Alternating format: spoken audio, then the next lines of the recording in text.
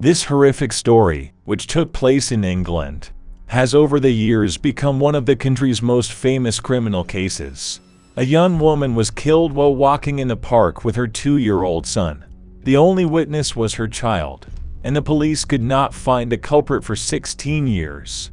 When this case was finally solved, the police were accused of catastrophic lack of professionalism. It turned out that they made a huge number of mistakes that cost several lives.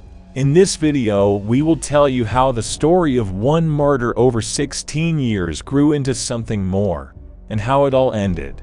Rachel Jane Nicoll was born on November 23, 1968 in an English village near the city of Colchester. She grew up in a decent full family. Her father was an army officer, and her mother a housewife. From an early age, the girl took part in various volunteer programs, helping the elderly and children with disabilities. At the age of 11, she entered Colchester High School for Girls, where she was actively involved in dancing, singing, and acting. All her teachers insisted that the girl had real talent, and she should develop in this direction. However, Rachel herself delved deeper into studying history and English. After high school, she got a job as a lifeguard at a swimming pool in Richmond. In the future, Rachel planned to try herself as a presenter of a television program for children. In 1988, when she was 20, Rachel met her future husband, Andre. The couple began dating, and a year later their son Alex was born. Together they moved to an area of London called Belham. By that time, she had already been offered a modeling job, but she decided to devote several years entirely to her family, and then try to get a job in television. On a summer morning, July 15, 1992, Rachel took her son and their Labrador for a walk at the local park. At that time, Alex was only a month away from his 3rd birthday. This park in the Wimbledon Common area was popular with local residents. During the daytime, there were always a lot of people there, mostly parents with children and dog walkers. Despite this, due to the large area and abundance of greenery, it was always possible to hide from prying eyes and enjoy nature in solitude. Unfortunately, there is also a negative side to this. At about 11:30, a woman walking in the park noticed a terrible picture. There was a young girl lying on the ground, there was a lot of blood around, and a small child was sitting next to her. The victim turned out to be Rachel. Several dozen police officers arrived at the scene. They had to isolate an area of 4 square kilometers in which there were hundreds of potential witnesses, and possibly the killer. Detectives soon realized that none of the park visitors saw either the moment of the attack or the killer himself. No one except one witness, Rachel's son, Alex. They had to get all the information from a 2-year-old boy. Of course, this was extremely difficult to do. The child was first taken to the hospital for examination to ensure that he was not injured. Later, detectives did receive some information from him. He said a tall, thin, white man with brown hair approached him and his mother. Everyone who was in that park was questioned. It took the police almost the whole day, but the journalists only had a few hours for the whole country to learn about this terrible crime. Rachel's case immediately caused a wide resonance, which is not at all surprising. A young mother died in front of her child in one of London's most popular parks. People in the UK were even more shocked when the pathologist's report was leaked to newspapers. Rachel received 49 blows from sharp objects. The Metropolitan Police were under enormous pressure. Society demanded that the sadist be caught and punished as soon as possible, and the detective really had to work in accelerated mode. In the first few weeks, they interrogated 548 men, 32 of whom were even briefly arrested. But all this did not bring any results. The police simply didn't have any useful evidence. The only thing that experts were able to find was the smallest piece of organic material, which, in their opinion, could be associated with the killer. But the technology of 1992 simply did not allow us to study it. By September, investigators had no suspects left, so they turned to Paul Britton, a well-known profiler, to help him create a profile of the killer. This is what he did. This is a man between 20 and 30 years old. Most likely he lives alone. All his hobbies are also not related to society. Interested in knives and the occult.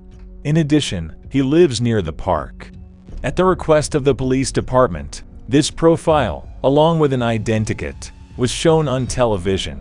After that, they received at least 4 calls, and everyone gave the same name that fit the description: Colin Prince Stack. In addition to the fact that he matched the identikit, the police checked his name and realized that he had already come into their field of vision.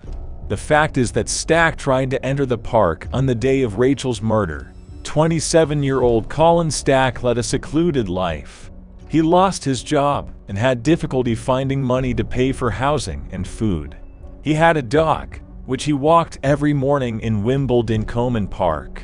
According to his testimony, on the day of Rachel's murder, he went there with his dog, but due to a severe headache, he quickly went home and went to bed. Towards evening he felt better and decided to take the dog for a walk again. However, on the way to the park, he was stopped by police. Stack calmly answered all questions and provided his data. The police had no evidence against Stack, but they thought he was a good candidate for the role of killer. In addition, the press continued to put pressure on law enforcement agencies, and they urgently needed a breakthrough in this case.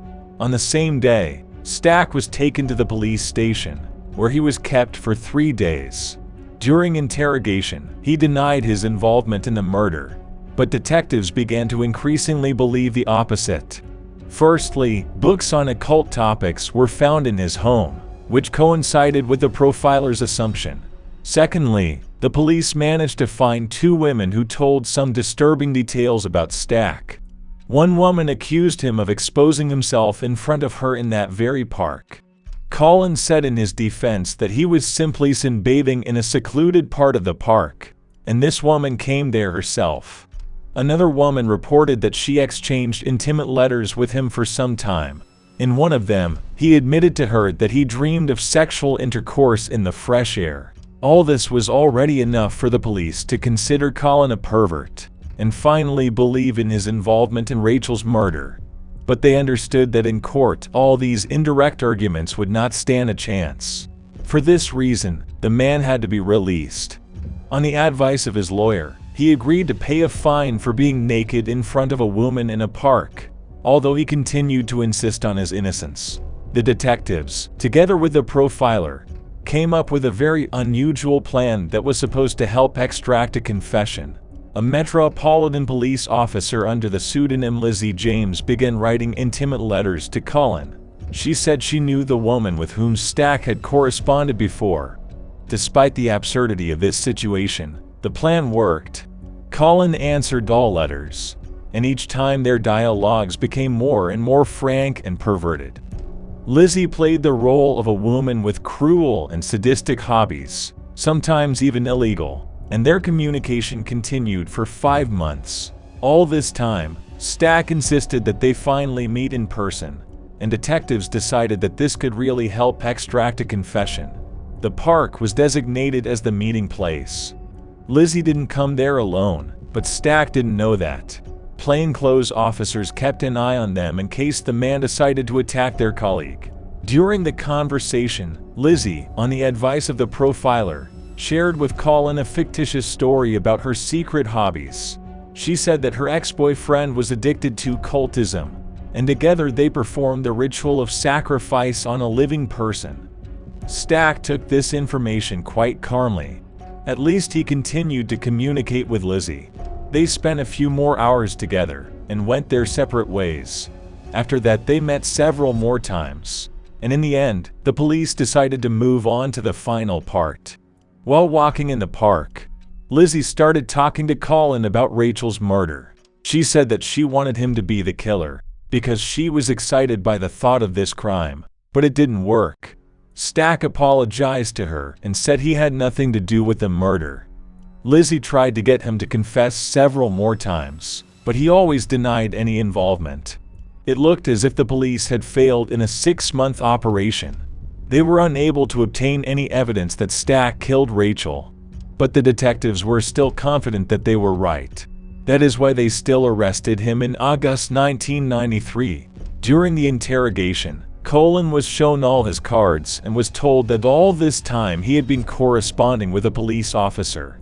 He was read fragments from these letters, which described various perversions, and was also introduced to the real Lizzie herself. Stack was shocked, but on the advice of his lawyer, he refused to answer police questions. Investigators hoped until the last that under such pressure he would confess to the murder, but this did not happen.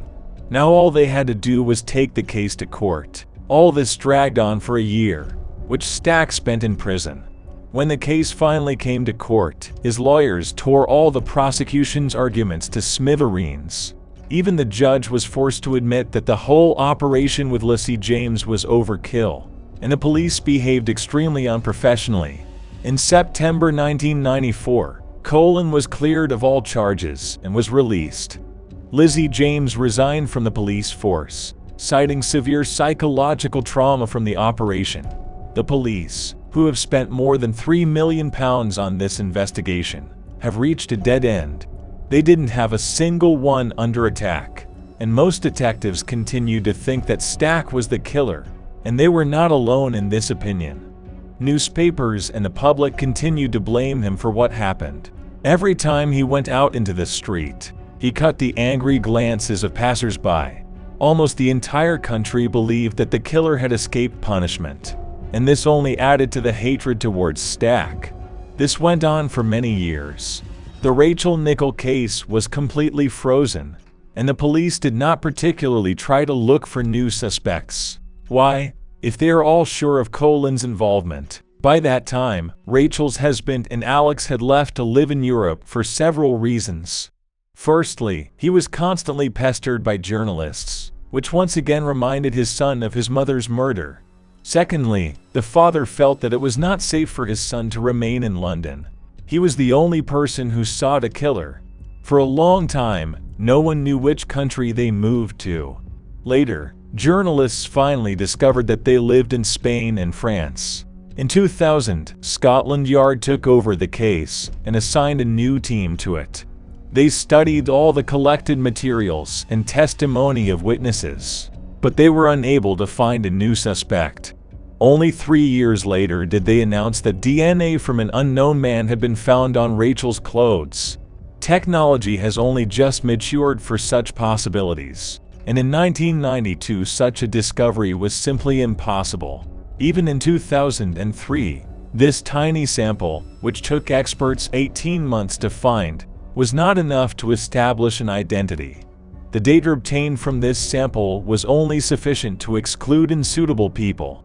And a year later, in 2004, the police finally had a new suspect. His DNA was already in the database, and comparisons with a sample from Rachel's clothing showed mixed results. The man was 38-year-old Robert Napper, a convicted murderer and serial rapist who is now in his 10th year of institutionalization. His biography is striking in two ways: the cruelty of the atrocities committed, and how easily he avoided justice. Later, because of this, the police will face a wave of indignation from the public. For the first time, Napper fell into the hands of law enforcement agencies in 1986. Then he was given a suspended sentence for assault with a pneumatic weapon. Napper was still considered for some time as a suspect in Rachel's murder, but these accusations quickly fell away. The fact is that the maniac, according to him, was at work that day. In 1995, Napper stood trial on murder charges. The prosecution made a deal with him, in which he admitted to manslaughter, and the court sent him to a closed psychiatric hospital instead of prison. As a result, the judge sent him for treatment to a psychiatric hospital without any restrictions on his stay. Detectives later wanted to question him about Rachel's murder. However, doctors forbade it. Let's go back to 2004. A new team of detectives on Rachel's case, Nicholl, has finally begun to take a closer look at Napper as a suspect. After they compared his DNA with a small sample found on the girl's body, the results were very mixed. This sample was not sufficient to confirm the similarity. It was only enough to rule out other suspects. In the case of Napper, the results did not allow this to be done with 100% certainty. Investigators continued to dig further, using new technologies. It took Scotland Yard 3 years to prepare the case for trial, and in 2007, Napper was charged with the murder of Rachel Nicholl. During the first hearing, he declared his innocence, which is why the trial dragged on for almost a year. In the end, Napper agreed to the same deal he was offered 12 years ago. The charge was changed to manslaughter in exchange for a confession, and on December 18, 2008, 16 years after the murder, he finally confessed. For Napper himself, this verdict did not change anything. He was left in the same hospital under heavy security. Most likely he will never be released into the wild. However, this news caused a lot of noise throughout Britain. The worst hit was the police, who became fixated on Lee Stack and completely ignored other serious leads. Also in 2008, Stack sued the police for £76,000, which was a record compensation for Britain for unfounded criminal prosecution. The Metropolitan Police also issued him a public apology,